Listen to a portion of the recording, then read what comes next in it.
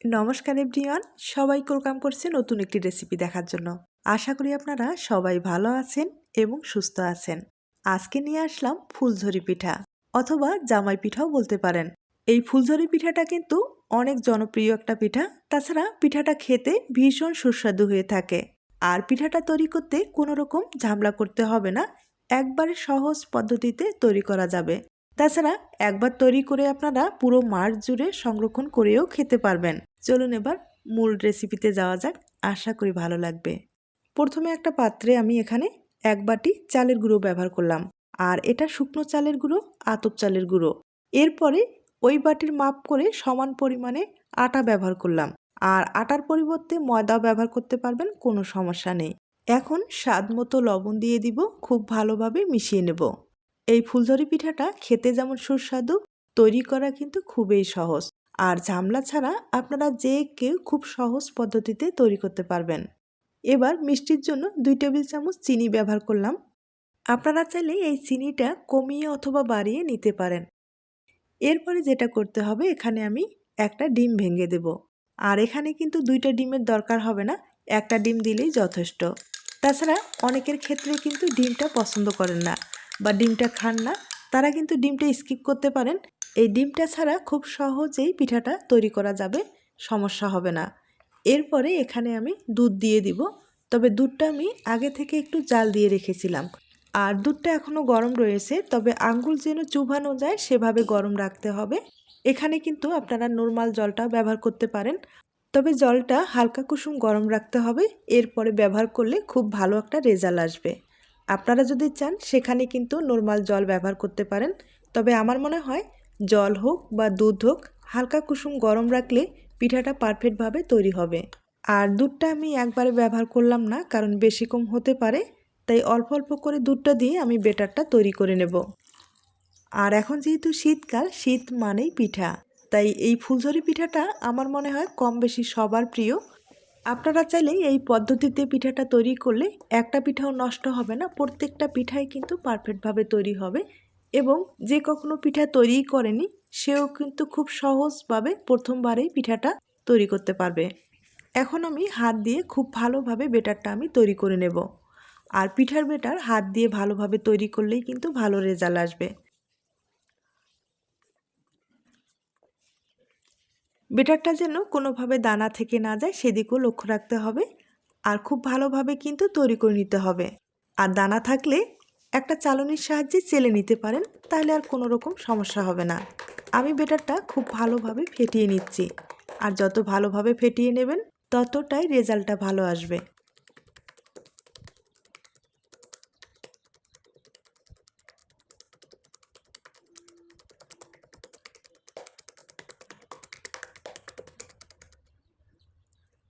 ভালোভাবে ফাটানো হয়ে গেছে।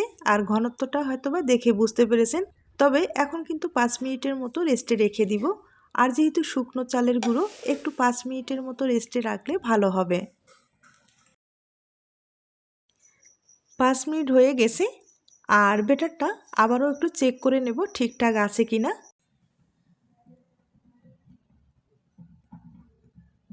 বেটারের ঘনত্বটা কিন্তু এভাবেই থাকবে, এর চেয়ে পাতলা বা ঘন করা যাবে না। তবে হালকা করে একটু ফেটিয়ে নেব। অনেক সময় দেখা যায় হাতের কাছে চালের গুঁড়োটা থাকে না। চালের গুঁড়ো ছাড়াই এই পিঠাটা কিন্তু আপনারা ময়দা অথবা আটা দিয়েও তৈরি করে নিতে পারেন। আটা অথবা ময়দা দিয়ে তৈরি করলে পিঠাটা কিন্তু বেশি ভালো হবে। আর আপনারা যদি সংরক্ষণ করতে চান সেক্ষেত্রে যেটা করতে পারেন, সামান্য পরিমাণের চালের গুঁড়ো অবশ্যই ব্যবহার করতে হবে।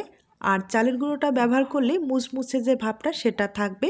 তাছাড়া পিঠাটা কিন্তু সংরক্ষণ করলে মানে নরম হবে না, পুরো মাস জুড়ে সংরক্ষণ করা যাবে, কোনো রকম সমস্যা হবে না। তাই অবশ্যই মুচমুচে ভাবটা রাখার জন্য চালের গুঁড়ো ব্যবহার করতে হবে। আর বেটারটা আমি খুব ভালোভাবে তৈরি করে নিলাম। আর ঘনত্বটা আপনাদের দেখিয়ে দিচ্ছি, হয়তোবা আপনারা দেখে বুঝতে পেরেছেন। বেটারটা আমি পুরোপুরি রেডি করে নিলাম। এবার যেটা করতে হবে, সামান্য একটু বেটার একটু আলাদা করে নেব। আর এটাতে কিন্তু ফুড কালার ব্যবহার করব। এই ফুলঝুরি পিঠায় সাধারণত ফুড কালারটা ব্যবহার কিন্তু কম হয়, তবে আমি একটু দেখার সৌন্দর্যে ফুড কালারটা ব্যবহার করব। আপনাদের পছন্দ হলে কিন্তু এভাবে তৈরি করে নিতে পারেন, অথবা সাদা বেটারটা দিয়ে পিঠাটা আপনারা তৈরি করে নিতে পারেন।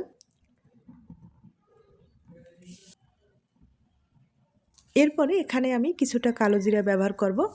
আর কালো জিরাটা ব্যবহার করলে পিঠার ফ্লেভারটাও যেমন ভালো আসবে, খেতেও ভালো লাগবে। আপনাদের পছন্দ হলে দিয়ে দিবেন অথবা স্কিপ করতে পারেন। আর এখন যেটা করতে হবে, এখানে কিছুটা আমি ফুড কালার ব্যবহার করব। আমি এখানে 3টা ফুড কালার ব্যবহার করব, তবে সামান্য পরিমাণে ফুড কালার ব্যবহার করব।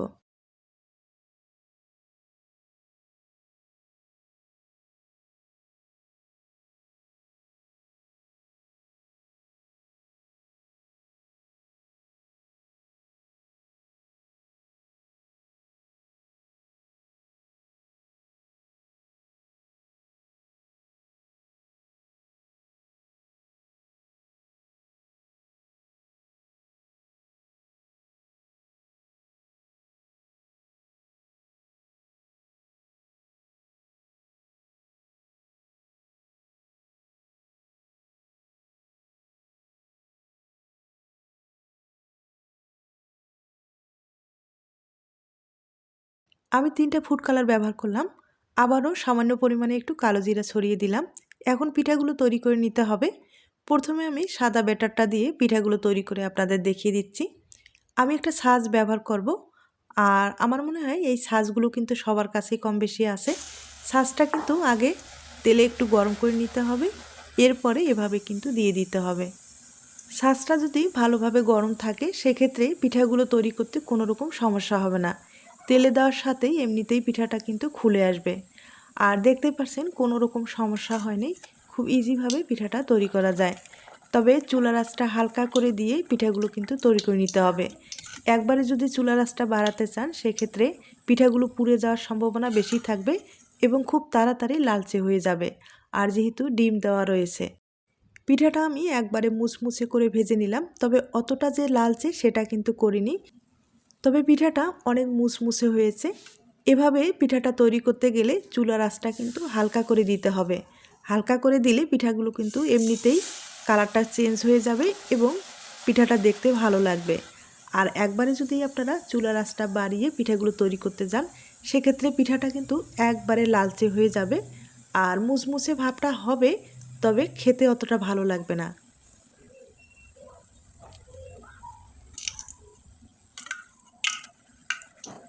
এই ফুলঝুরি পিঠাগুলো ভাজতে বেশি সময় লাগে না, তেলে দেওয়ার সাথেই কিন্তু হয়ে যায়। তবে আবারও বলবো, যদি একটু সময় নিয়ে একবারে মুচমুচে করে ভেজে নেন, সংরক্ষণ করার পরেও মুচমুচে যে ভাবটা সেটা কিন্তু রয়ে যাবে, কমতি থাকবে না। আমি আপনাদের 2টা পিঠা ভেজে দেখিয়ে দিলাম, আর হয়তোবা দেখে বুঝতে পেরেছেন। তবে যে ফুড কালারটা আমি ব্যবহার করলাম, এবার ওই ফুড কালারের পিঠায় একটা আমি ভেজে আপনাদের দেখিয়ে দিচ্ছি।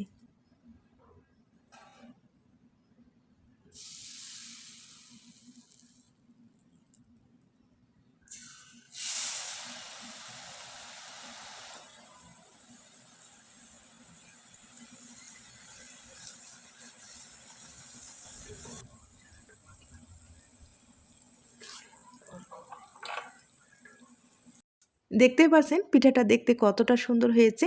আবারও বলবো, যদি আপনাদের পছন্দ হয়ে থাকে তাহলে কিন্তু সামান্য পরিমাণে ফুড কালার ব্যবহার করতে পারেন। আর এভাবে খুব সহজ পদ্ধতিতে পিঠাগুলো বানিয়ে নিতে পারেন। একটা পিঠাও কিন্তু আমার ভেঙে যায়নি বা নষ্ট হয়নি। এরপরে আপনাদের আমি পরিবেশন করে দেখিয়ে দেব। তার আগে ছোট্ট একটা রিকোয়েস্ট থাকবে, পিঠার এই রেসিপিটি আপনাদের কাছে যদি ভালো লেগে থাকে বা আপনার কোনো উপকারে আসতে পারে তাহলে কিন্তু একটা লাইক দিতে পারেন। এখন আমি আপনাদের 2টা পিঠা ভেঙে দেখিয়ে দেব। আর ফুড কালারের পিঠাগুলো দেখতেই পারছেন কতটা সুন্দর হয়েছে। এরপরে সাদা পিঠাটাও আপনাদের দেখিয়ে দিচ্ছি। সাদাটা কিন্তু বেশি সুন্দর হয়েছে, একবারে মুচমুচে হয়েছে, কালারটাও খুব ভালো এসেছে। আমি আপনাদের 2টা এভাবে দেখিয়ে দিলাম, আপনাদের যেভাবে পছন্দ হয় সেভাবে কিন্তু পিঠাগুলো তৈরি করে নিতে পারেন। এখন আমি 2টা পিঠা আপনাদের ভেঙে দেখিয়ে দিচ্ছি। তবে পিঠাগুলো এতটাই মুচমুচে হয়, খেতেও কিন্তু ভীষণ সুস্বাদু হয়ে থাকে। একবারে কম সময়ে ঝামেলা ছাড়া এই পিঠাটা আপনারা তৈরি করে নিতে পারেন। একইভাবে আমি আরেকটা পিঠা আপনাদের ভেঙে দেখিয়ে দিচ্ছি। তাহলে আজ এ পর্যন্ত, নতুন কোনো রেসিপির সাথে আবার দেখা হবে। সবাই ভালো থাকবেন, সুস্থ থাকবেন এবং নিরাপদে থাকবেন। নমস্কার।